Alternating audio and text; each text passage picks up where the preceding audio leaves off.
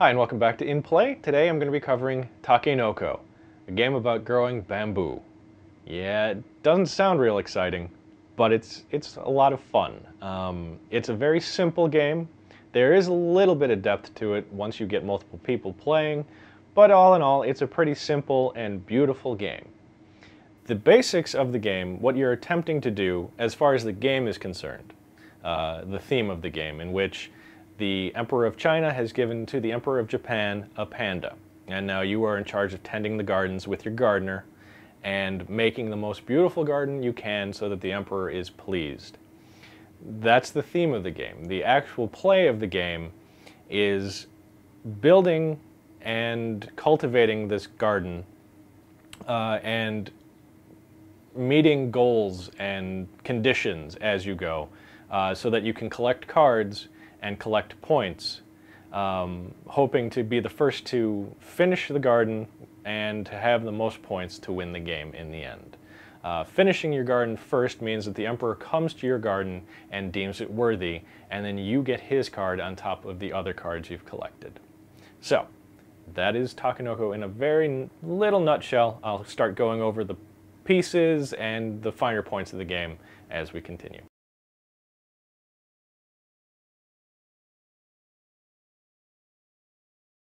So let me go over the components of the game, and I'll show you how pretty this thing really is.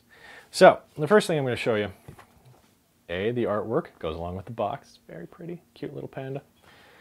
This is the player reference card. This is set up in front of each player. This game plays 2 to 4 players. So, each player gets one of these, and each one of these rows represents parts of the game and things that you need to know, kind of in a short form for going through the game.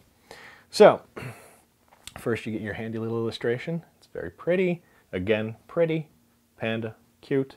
And then you have these symbols here, which represent the faces on your wooden die. I love wooden die, so to get this was a little bonus, and all of the little symbols stay on it very nicely. I've played it a couple times. Nothing's wearing off yet. Holding up pretty well. But you roll this die on your turn, and these are the actions that you can take prior to actually taking your turn. Your turn consists of 2 actions. No 2 can be the same.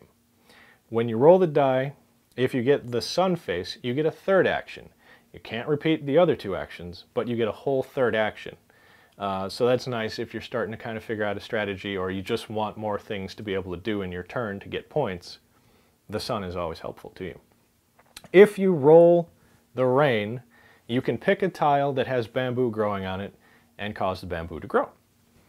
If you get the wind, you can forget that first rule, that whole no 2 actions the same. With the wind, you can, if you want, you may take the same action twice. Then you get to the lightning bolt, which is, it frightens the panda. And that allows you to take the panda and place it anywhere on the tiles you want to.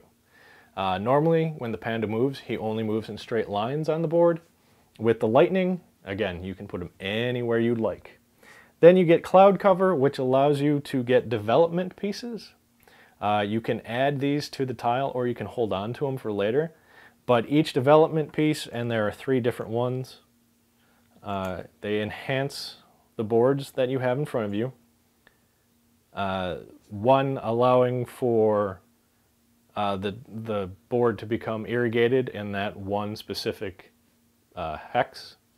One allows you to fertilize, and the 3rd one stops a panda from being able to eat the bamboo, which again is a strategic thing which will come into play later when you don't want other players eating your bamboo. Now, the last one is the question mark, and if you roll that, you get to pick which one of these you want. So again, you want 3 actions? Ha! You can. You want to grow bamboo? There you go. After that, we get to the actual actions you can take in a game. Now, there's the action here, and then below that are the spaces that you fill in with these little guys to show you which action you've taken. And these are carved out of wood. They've got little paintings on them. There's 4 different types for each player. He gets his own specific one, and these also match up with the actual image on the board. So nice little thought going into what they're making and, just keeping everything kind of cohesive. So this allows you to determine what actions you want to take on your turn. Now, the first one is to pick up tiles. So there's a stack of the tiles, you take the top 3. You look at them, you decide which one you want to play, and you put the other 2 back, and then you play the third one. The next action allows you to get water irrigation channels. You can take those and put them on the board to send water to further out tiles so you can irrigate and grow bamboo, or you can put them in reserve here and play them later on for free. Here is moving the gardener. The gardener can move to tiles. Again, he moves in a straight line, and whatever tile he lands on, he irrigates. If he lands on a tile that's next to the same colored tiles, so it has adjacent tiles of the same color that can be irrigated, he irrigates those as well, growing the bamboo on them. The next one is the panda. The panda moves in a straight line, and wherever he stops, he eats one piece of bamboo. And then the last one is to draw cards. The cards are what you need to win the game. They're your objectives. There are 3 types. There's the gardener cards, there are panda cards, and then there is actual tile layout cards. Each one has a different objective on it. Generally with the panda, it's eat certain types of bamboo. With the gardener, it's grow certain types of bamboo on certain tiles. And then the tile placement ones are get sets of colors in an order or a pattern. And if you manage to do that, you can claim the card and claim the points. Depending on the amount of players, it's the amount of cards that you need to get to the end. Once you get to that end, the emperor comes. Whoever got there first gets the emperor card added to his total. So those are the actions you can take. The rest of the card shows this is the silhouette of your panda and what would be in his belly. So anytime you eat bamboo, you put it on here until you fulfill an objective on one of the cards, and then you can turn in the cards and turn over the bamboo. Here's where your channels would go if you put any in reserve. And the same for if you roll a cloud symbol here, you are given those little enhancements to the tiles. You can put them in a reserve here if you just don't want to play them for right now. And then later in the game, you can put those out for free. So that's the basic player card. Next, I'll go into kind of more of the other components, and then I'll show you a little bit of gameplay. So you start the game with 3 cards. Everybody gets 3 cards. The maximum hand size for you is 5 cards. So it behooves you to be, try to accomplish these tasks. It's not just a game of laying out tiles and randomly moving the panda around. You do have a goal. Each action in this game has a payoff of sorts. You do need to get a card out to gain the points. In a 4-player game, you're getting 7. In a 2-player game, you have to get 9 cards out to win the game.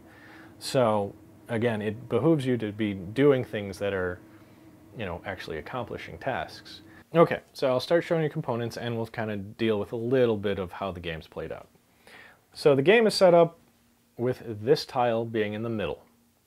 From this, all other tiles are laid.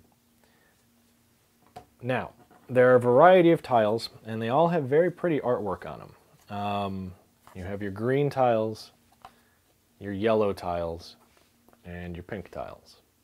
Now, you would set them up by placing them on the table next to abutting the central tile. And then you would build outward. A tile can never be placed just one-on-one. It would have to, if these were up against the central tile, the next one could go here, but it couldn't go out here. Make sense? Good. All right. Now, with these tiles, they also, I showed you the enhancements before. Some of these tiles have them on them already. So this yellow tile means no panda can eat the bamboo that's here. This tile means that when you irrigate it or have rainfall on it, it grows twice as much bamboo because of the fertilizer icon.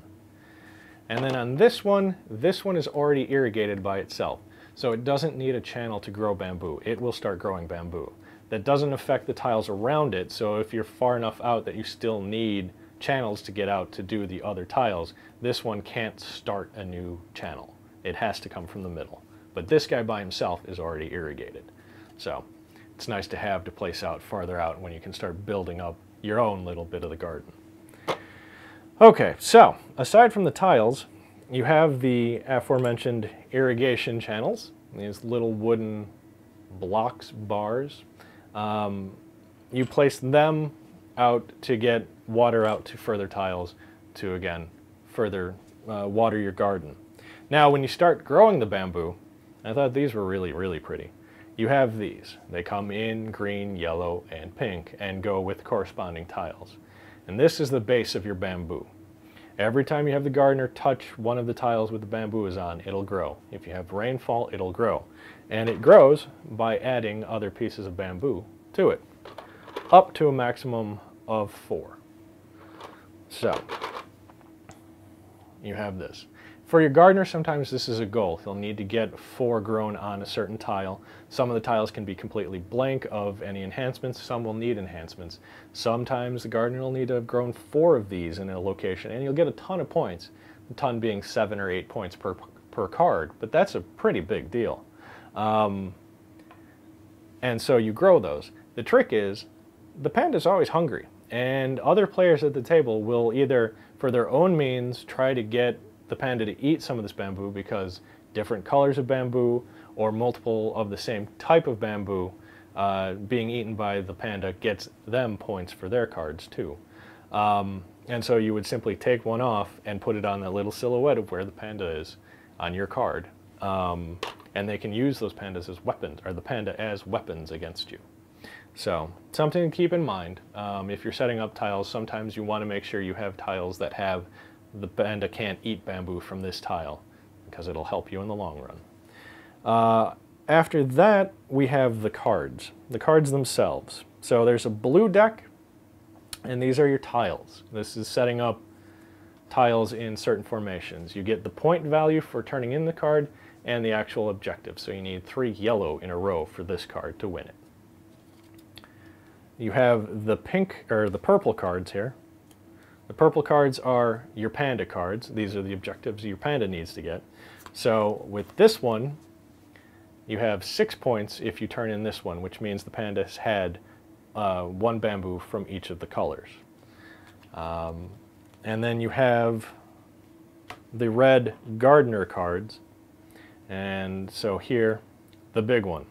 Gardener needs to grow 4 green stalks of bamboo throughout the garden, and that's worth 8 points if you turn it in, or when you turn it in. Turning in the cards can only be done on your turn. Now, that doesn't mean that if somebody else has already set up tiles in a formation that you need on one of your cards, you can't claim that. You just have to wait until your turn. But as soon as that's out there, you keep an eye on it, and when it becomes your turn, you can take your card and go, aha, see, this is in the arc I need.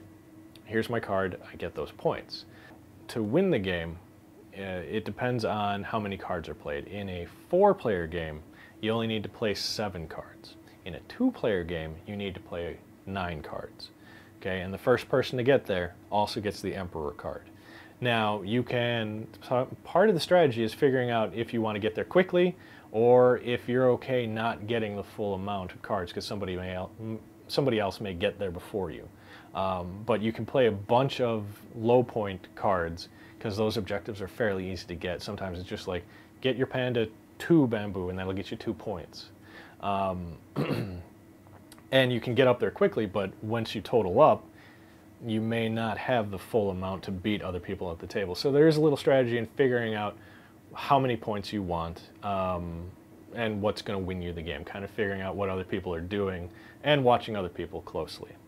So that is the basis of how you get to the end game. And yeah, like I said, once you get your garden in place and you have your full allotment of cards out, the Emperor comes out and he gives you 2 more points to your total. So it depends on how you want to play and kind of how quickly you want the game to end. It's not a very long game to begin with. I think, you know, half an hour, generally 45 minutes maybe. I enjoy the game for its simplicity. I enjoy the game for an actual level of depth beyond that simplicity. It's not simply just moving a panda around a board. It's not simply just growing bamboo. There are structures in the game. You know, there's ways of laying out the tile. There's ways of making sure that your opponent isn't doing things in a turn. So there's quite a bit of depth to a fairly simple game. And I really enjoyed that. I didn't expect that. I picked up the game and I thought, yeah, this is cute and it's very pretty. It'll look nice on camera.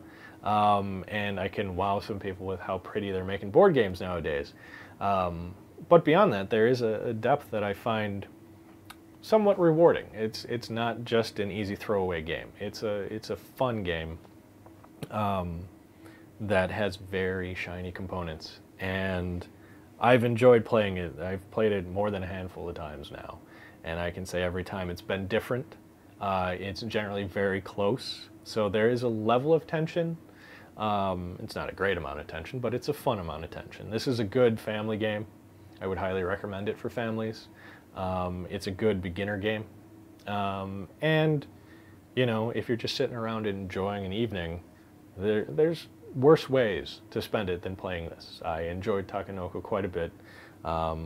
Check it out. Find it somewhere, local gaming store, look at it online, wherever you need to.